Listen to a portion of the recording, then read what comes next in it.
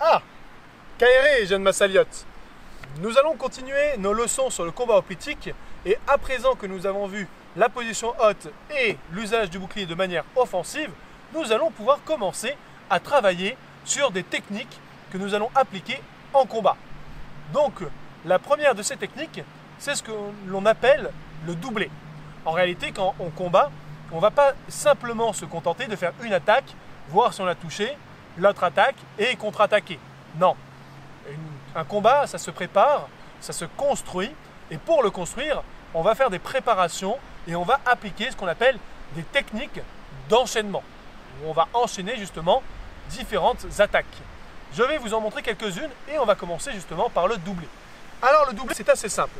Je vais être face à mon adversaire et face à ce dernier, je vais faire une première attaque, d'accord? J'insiste dessus, c'est une vraie attaque, hein, ce n'est pas une feinte. Je fais ma première attaque et ensuite, derrière, je fais une seconde attaque. Alors, évidemment, on est là face à face, ce dernier va se défendre. L'objectif du doublé est de frapper au moment où l'adversaire revient dans sa position de garde. On vous montre doucement. Voilà. Donc, au moment où il se défend, auréole, c'est bon, on sait que tu es présent, on le sait. Au moment où il revient dans sa position de défense, je l'attaque. Les techniques de doublé dépendent de votre rapidité et de votre capacité à enchaîner vos attaques. Je vous remontre. Projette bien ton bouclier vers l'avant. 1, 2, je touche. Ils peuvent aussi se faire sur d'autres attaques. Je vous montre sur le décalage. 1 et 2. Et là, je peux avoir une position ouverte ou un avantage sur lui. Ou par exemple en me baissant. Il va se baisser et au moment où il remonte, moi je ne remonte pas. Tu es prêt? 1 et au moment où il remonte. Et 2, j'attaque. Donc ça, ce sont ce qu'on appelle les techniques de doublé. On va vous le montrer dans l'autre sens. Doubler juste au niveau de l'attaque numéro 1. C'est parti.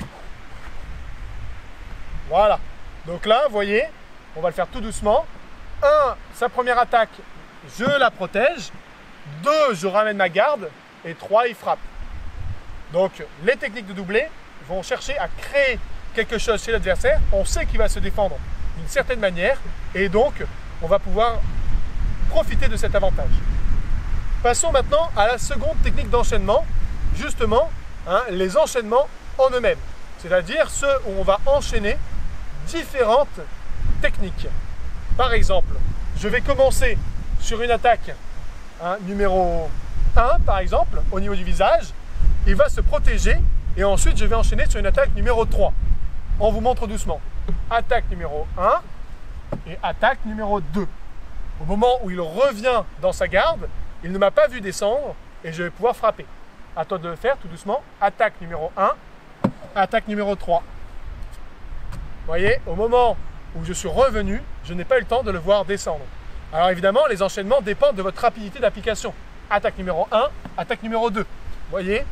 Donc ça, c'est vous qui allez le travailler. Ne cherchez pas au départ à travailler vite, travaillez de manière précise. Puis l'habitude va vous venir, votre force musculaire va se développer et votre précision, elle, restera toujours. Et ainsi, vous allez progressivement accélérer vos cadences et pouvoir enchaîner différents coups dans différentes zones. Ces attaques d'enchaînement peuvent se faire avec toutes celles que vous avez vues, sans aucun problème. Passons maintenant à une autre technique d'enchaînement, ce qu'on appelle l'entrée au corps à corps. Alors l'entrée au corps à corps, elle va se faire de cette manière-là. Souvent, on voit les combattants, quand ils veulent rentrer au corps à corps, ils préparent leur technique de corps à corps et ils avancent pour frapper. C'est d'ailleurs comme ça que je vous avais montré l'attaque numéro 4. Cette attaque numéro 4, pour rappel, c'était je lève ma lance et je frappe en avançant mon appui droit pour venir au corps à corps. Le problème, c'est que l'adversaire, il va le voir, ça va être visible, très visible même. Pour éviter cela, je vais d'abord faire une première attaque dont le but est de mobiliser la défense de l'adversaire pour ensuite faire mon avancée au corps à corps. Celle qui est la plus favorable pour lever le talon de votre lance, c'est bien évidemment votre attaque numéro 1. Donc on est ici en garde, je vais attaquer au niveau du visage et au lieu de ramener ma lance, elle a tapé dans le bouclier, elle a tapé dans le casque, peu importe, là je vais profiter de cette inertie que j'ai donnée pour avancer mes appuis et lever ma lance. Et là, quand il va lever la tête, je vais pouvoir frapper ou pouvoir directement enchaîner et crocheter, frapper. Donc, je vous le montre de manière assez fluide. Toi, tu te protèges comme tu le souhaites. Hein. Et je viens au corps à corps. N'oubliez pas qu'en rentrant au corps à corps, frappez avec votre bouclier. Hein, on peut aussi mixer la lance et le bouclier. Ça va vous donner un avantage. On peut même charger l'adversaire de cette manière-là pour lui mettre une énorme pression. Est-ce que tu es prêt? Juste tu te défends pour la première attaque. Et on va venir ici pour le frapper. Donc, n'oubliez pas quand vous faites une entrée au corps à corps, de préparer cette entrée. On vous montre de l'autre côté avec une attaque numéro 1. C'est parti, attaque numéro 1. Voilà. Et là, ce qu'il a fait assez bien, c'est qu'il a fait une entrée au corps à corps et ensuite il s'est replié. N'oubliez pas que le but d'un combat à la lance, c'est de garder votre distance. Rien ne sert d'avancer, reste, viens.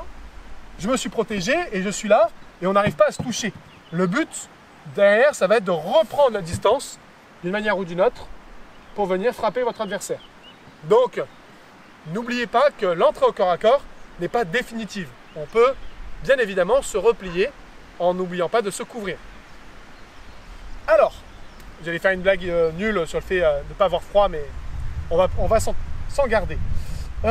Maintenant, je cherchais mes mots. Ah oui, maintenant nous allons passer à la feinte. Alors il y a deux types de feintes. Il y a les feintes en doublé et les feintes en enchaînement. Donc ça reprend ce que l'on a fait au départ, d'accord? Mais cette fois-ci, au lieu de créer une vraie attaque, on va faire croire que l'on attaque alors qu'on se réserve pour la seconde. Vous allez voir, mieux vaut qu'un long discours, il vaut mieux montrer tout cela. On est ici. Le doublé, celui où on fait deux attaques. Je fais vraiment mon attaque et ensuite ma seconde attaque. Alors que la feinte, c'est pas la même chose. La feinte, c'est ça. Je fais un petit mouvement, ici avec ma hanche, ma jambe, comme si j'allais lancer mon mouvement, mais je garde ce mouvement et ensuite, je l'envoie avec un temps de décalage, généralement qui me permet d'attendre que l'adversaire reprenne sa position de garde. On vous le montre, cette fois-ci avec une réaction adverse. On vous le montre à vitesse réelle, puis au ralenti. Voyez, ici, je vais d'abord faire la sensation, on va le faire au ralenti, projette ton bouclier, sensation que j'attaque, et puis quand il revient, je projette. C'est ce qu'on appelle réserver son attaque. Et évidemment, si, imaginons, il garde son bouclier vers l'avant, hop, avance ton bouclier pour te protéger, tant qu'il le garde, j'avance pas ma lame. Ça veut dire qu'il a anticipé, qu'il va faire autre chose, donc je n'envoie pas mon attaque. Ça ne sert à rien de réserver pour taper après dans le bouclier. Ça, c'est très important. Donc ça, c'est pareil. Lorsque l'on va, par exemple, se baisser, je vais ici me baisser, boum, j'attaque pas, et quand il se relève, là, je frappe. Ça ne sert à rien, si je me descends et que lui descend sur ses appuis, de frapper dans le bouclier, même s'il ne remonte pas. Ça veut dire qu'il a compris que c'était une feinte, et il est resté sur ses appuis, et il est resté sur ses gardes. Donc ça, c'est les feintes en doublé. Les feintes qui sont un peu plus efficaces, ce sont évidemment les feintes d'enchaînement.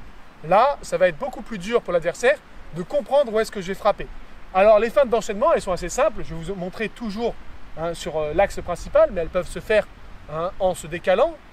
L'axe principal, c'est une feinte au niveau des yeux pour ensuite venir frapper la jambe arrière. Ici, je fais ma feinte, boum, et en réalité, je suis descendu. Je vais vous la faire au ralenti. Je fais ma feinte, il se protège, je descends et je frappe. Elles peuvent se faire en décalage, bien évidemment. Là, par exemple, je feinte au niveau des yeux et en réalité, je me décale et je frappe. Il va vous montrer de son côté. Donc, d'abord, la feinte de doubler. D'abord, tu attaques au niveau des yeux et ensuite, encore au niveau des yeux. T'es prêt? Feinte, vas-y. T'as pas attendu, on la refait. On la fait tout doucement. Feinte, je projette et quand je reviens, il attaque. Maintenant, on va le faire au niveau de la cuisse, les feintes d'enchaînement. On est ici, il me feinte au niveau du visage, je me protège, il descend et il frappe. Voilà. On va le faire en décalage aussi. Feinte visage puis décalage, doucement, c'est parti. Feinte et il vient frapper. Donc, vous voyez, les feintes vont permettre de créer quelque chose de créer un mouvement, une défense adverse que l'on va exploiter pour pouvoir toucher à l'endroit que l'on souhaite. Alors, ça ne veut pas dire qu'il faut tout calculer. Hein. Une partie un duel au pitic, ce n'est pas une partie de pion que les soldats aiment bien faire. On ne calcule pas ses coups.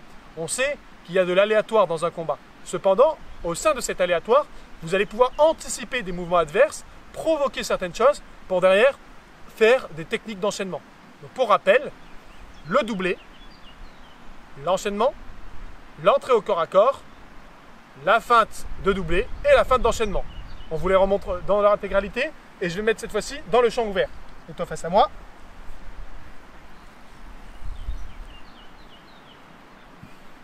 À chaque fois, tu fais la première défense. D'accord? Le doublé. L'enchaînement. L'entrée au corps à corps. La feinte de doublé. Et, c'est moi qui n'ai pas attendu cette fois-ci, et la feinte d'enchaînement. La feinte d'enchaînement. Et enfin, après tout cela, on peut commencer à travailler d'autres choses et d'autres techniques. Mais ça, nous le verrons la prochaine fois. En attendant, portez-vous bien.